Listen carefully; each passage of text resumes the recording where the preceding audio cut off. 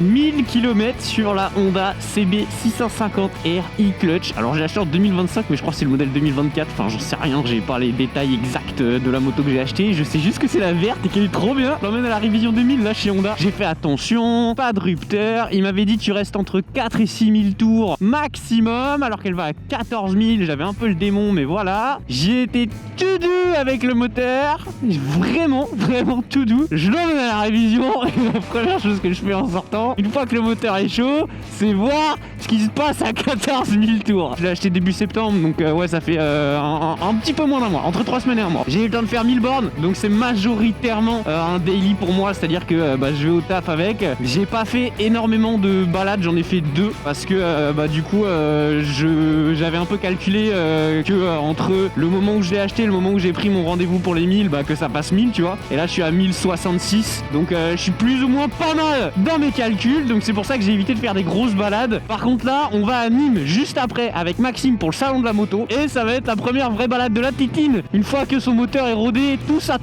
et puis ça va être génial. Et donc la CB650R e-clutch, génial, fantastique. Le système de e-clutch il est vraiment incroyable, il est d'une douceur mais magistrale, c'est une pépite ce qu'ils ont pondu Honda. Alors pendant les premiers kilomètres, donc vraiment pendant les 300 premiers kilomètres, j'avais des petits soucis où des fois entre la première et la deuxième, quand je switchais de l'e-clutch, vu que j'étais pas très haut dans les tours, je me tapais des points morts. Donc j'avais pas mal de faux points morts, c'était un peu relou, mais pas la mort non plus. C'était voilà, il y en a eu quelques-uns. J'ai mis ça sur le dos du fait que la moto est en rodage, la moto est bas dans les tours, enfin c'est pas une moto qui est faite pour rouler à 2000 tours tout le temps, tu vois. Et maintenant qu'elle est que j'arrive sur les 1000 bornes, à partir de je dirais quand elle avait 500-600 km, ça le faisait de moins en moins. Et là j'en ai plus depuis un certain temps quand même. Le e-clutch, genre là par exemple, tu vois, je rétrograde. Si je passe là comme ça à première, deuxième, tu vois, pas de problème de points morts, alors que je suis pas très haut dans les tours. Donc c'est vraiment, je pense, le rodage du mécanisme au départ. Et maintenant c'est génial. C'est un quick shifter,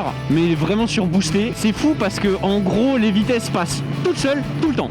Il n'y a pas besoin d'être haut dans les tours pour shifter ta vitesse, et tu peux t'arrêter en première à un feu et repartir derrière. Enfin, c'est vraiment génial comme système. J'utilise l'embrayage quand je dois patiner, on va dire, à basse vitesse et faire de l'interfile ou ce genre de choses, parce que je suis plus confiant à gérer moi-même mon embrayage encore, à gérer mon point de patinage, à gérer mon allure, etc. moi-même. Donc je continue d'utiliser l'embrayage dans les bouchons, mais clairement je l'ai déjà fait sans, pour tester un peu, tu vois. J'ai déjà fait 100 à être en deuxième dans les bouchons sans toucher mon embrayage, et le système gère parfaitement la chose. Vraiment, il n'y a aucune différence entre moi avec l'embrayage ou sans. C'est juste une question d'habitude que j'ai eu à force de conduire une moto qui avait pas ça. Donc je continue un peu de l'utiliser, mais c'est clairement pas nécessaire. Donc ce système d'e-clutch, il est vraiment hallucinant. Et alors pour tout ce qui est pas e-clutch, c'est-à-dire la moto en elle-même, donc il y a plein de petites options. Il y a le mirror de mon téléphone qui est à l'écran, où en gros j'ai un GPS, j'ai ma musique, j'ai mes appels, je peux envoyer des SMS et gérer le volume. Donc c'est un peu gadget, j'utilise pas tout ça. Moi je suis vraiment que sur la musique, et ça me permet de faire suivant sans avoir à toucher mon intercom. Je peux monter le son, etc.